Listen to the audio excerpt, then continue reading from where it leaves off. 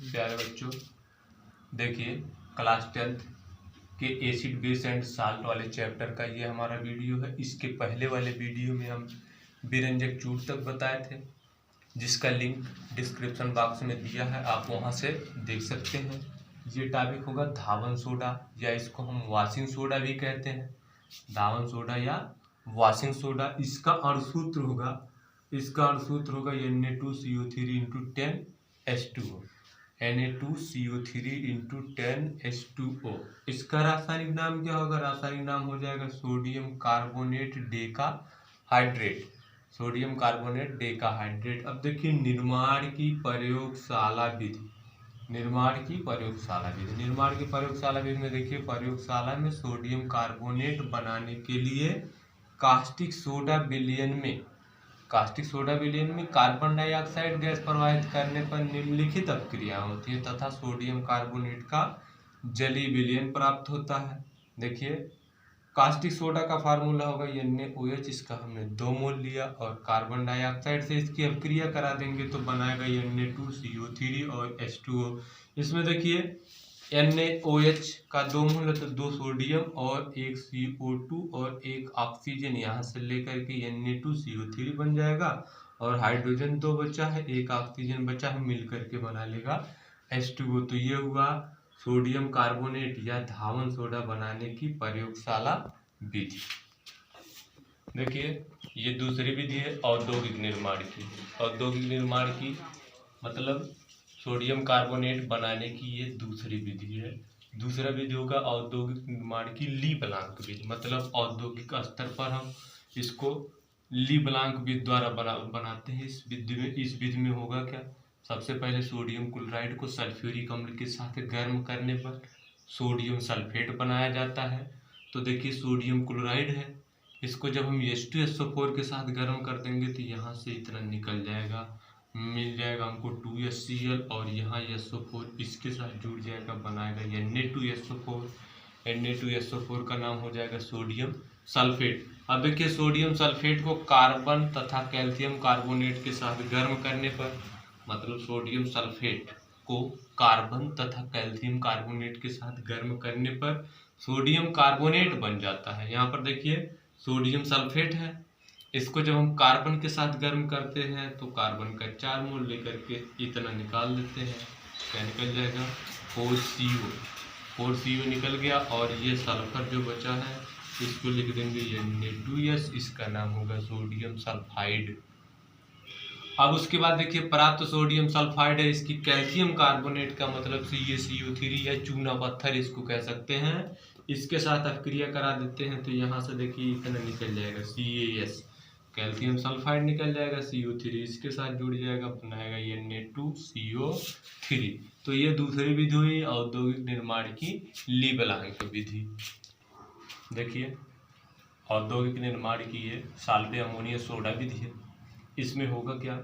Ammonium hydroxide विलयन में carbon dioxide प्रवाहित करेंगे तब बनेगा अमोनियम बाई कार्बोनेट।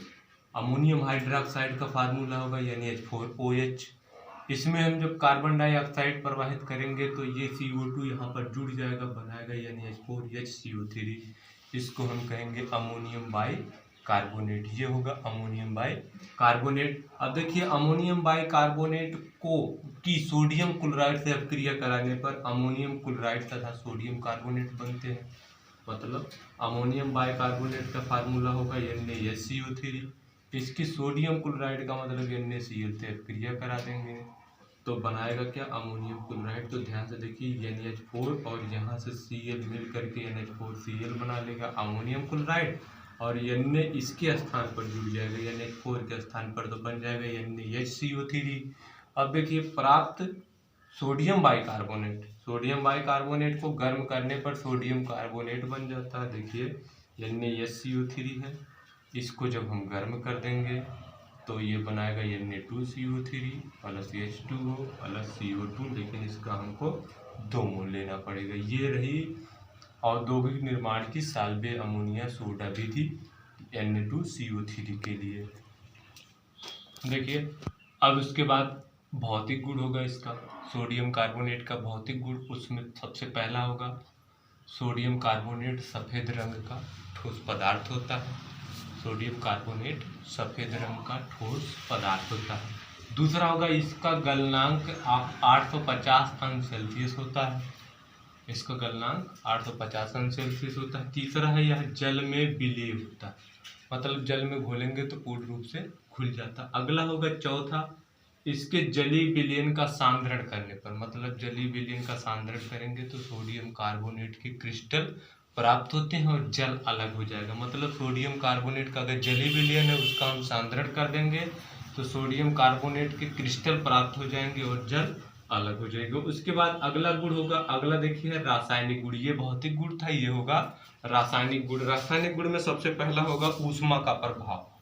सबसे पहला होगा ऊष्मा का प्रभाव। ऊष्मा का प्रभाव देखिए ध्यान से समझिएगा, Na2CO3 इंटू 10H2O है। अगर इसको हम गर्म कर देते हैं, ऊष्मा का प्रभाव होने का मतलब सोडियम कार्बोनेट डेकाहाइड्रेट को अगर हम गर्म कर देते हैं तो यहाँ से जल के कुछ मोल अलग हो जाते हैं, मतलब ये बनाता है Na2CO3 into H2O plus 9H2O। तो ध्यान से समझिएगा, Na2CO3 इंटू 10H2O था सोडियम कार्बोनेट डेकाहाइड्रेट। जब इसको गर्म कर दिया गया तो यहाँ से 9 मोल जल अलग हो गए और 1 मोल बचा, इसको हम कहेंगे सोडियम कार्बोनेट मोनोहाइड्रेट। ये हुआ ऊष्मा का प्रभाव। कहने का मतलब सोडियम कार्बोनेट डेकाहाइड्रेट को अगर गर्म करते हैं तो सोडियम कार्बोनेट मोनोहाइड्रेट प्राप्त होता है। अगला देखिए होगा जल अपघटन। जल अपघटन, ठीक,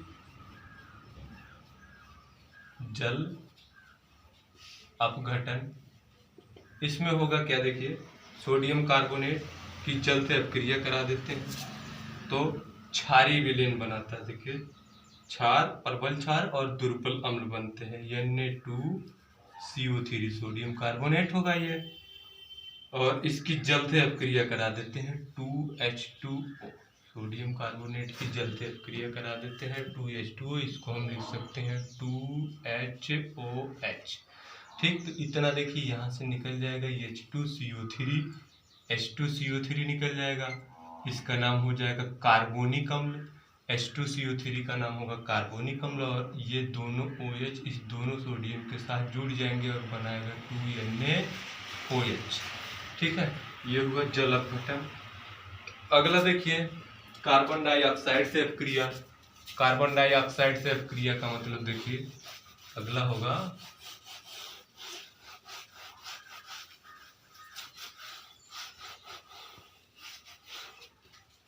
CO2 से अपक्रिया, कार्बन डाइऑक्साइड से अपक्रिया। तो ध्यान से देखिएगा, अगर सोडियम कार्बोनेट की Na2CO3 की इसकी हम कार्बन डाइऑक्साइड का मतलब CO2 से अपक्रिया कराते हैं तो ये बनाएगा सोडियम बाइकार्बोनेट, मतलब सोडियम कार्बोनेट के जलीय विलयन की कार्बन डाइऑक्साइड से अपक्रिया का मतलब यहाँ जल भी होगा प्लस CO2, सोडियम कार्बोनेट के जलीय विलयन की कार्बन डाइऑक्साइड से अपक्रिया करा देंगे तो ये बनाएगा सोडियम बाइकार्बोनेट NaHCO3, इसका 2 मोल।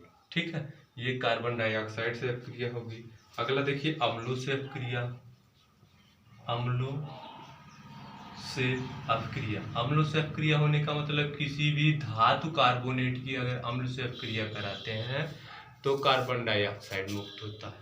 किसी भी धातु कार्बोनेट, चाहे सोडियम कार्बोनेट हो, चाहे पोटेशियम कार्बोनेट हो, चाहे कैल्शियम कार्बोनेट हो, अगर उसकी हम अम्ल से अपक्रिया कराएंगे तो कार्बन डाइऑक्साइड मुक्त होता है। तो देखिए Na2CO3 ये सोडियम कार्बोनेट होगा, इसकी अम्ल से अपक्रिया का मतलब अगर हम HCl से अपक्रिया करा देते हैं, HCl से अपक्रिया करा देते हैं तो इसका हम 2 मोल कर देंगे, नहीं, हाँ ठीक, इसका HCl से अपक्रिया करा देंगे तो ध्यान से देखिएगा, यहाँ से हमको प्राप्त हो जाएगा NaCl, यहाँ से एक Na और यहाँ से एक Cl मिल जाएगा, हमको प्राप्त हो जाएगा NaCl प्लस ये वाला H यहाँ जुड़ जाएगा, जहाँ से एक सोडियम निकला है वो मिल करके बनाएगा NaHCO3। ठीक, अब NaHCO3। अगर फिर इसकी HCl से अपक्रिया करा देंगे तो यहाँ से H और यहाँ से H और यहाँ से H और यहाँ से O मिल करके बनाएगा H2O प्लस। यहाँ से सोडियम, यहाँ से Cl मिल करके बनाएगा NaCl और उसके बाद निकल जाएगा CO2। तो डायरेक्टली इसको एक रिएक्शन में लिख सकते हैं। इसको एक रिएक्शन में देखिए Na2CO3 प्लस 2HCl। तो यहाँ से प्राप्त हो जाएगा, देखिए 2 सोडियम है और 2 क्लोरीन मिल करके बनाएगा 2NaCl प्लस।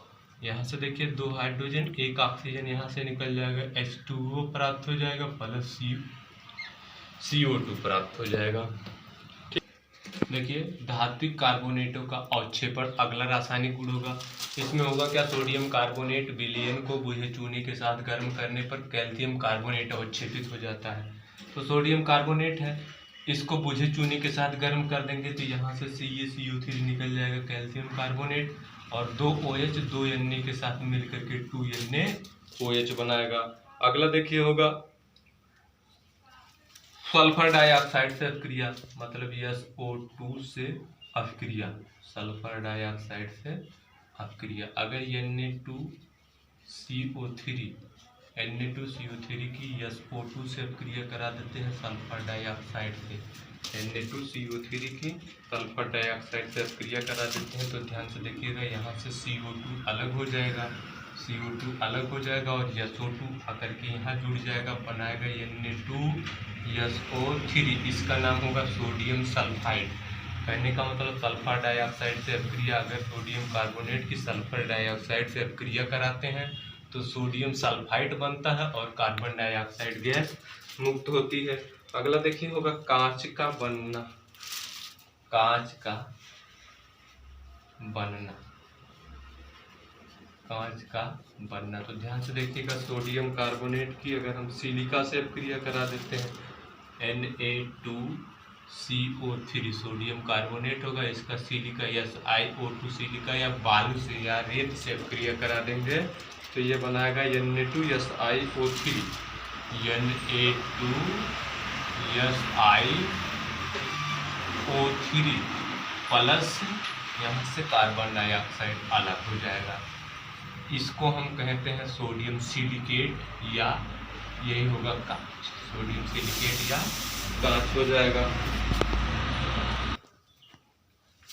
देखिए ये लास्ट इसका उपयोग होगा, मतलब सोडियम कार्बोनेट का उपयोग। इसमें देखिए सबसे पहला उपयोग होगा प्रयोगशाला में अभिकर्मक के रूप में, ठीक, प्रयोगशाला में अभिकर्मक के रूप में। दूसरा कांच व साबुन बनाने में।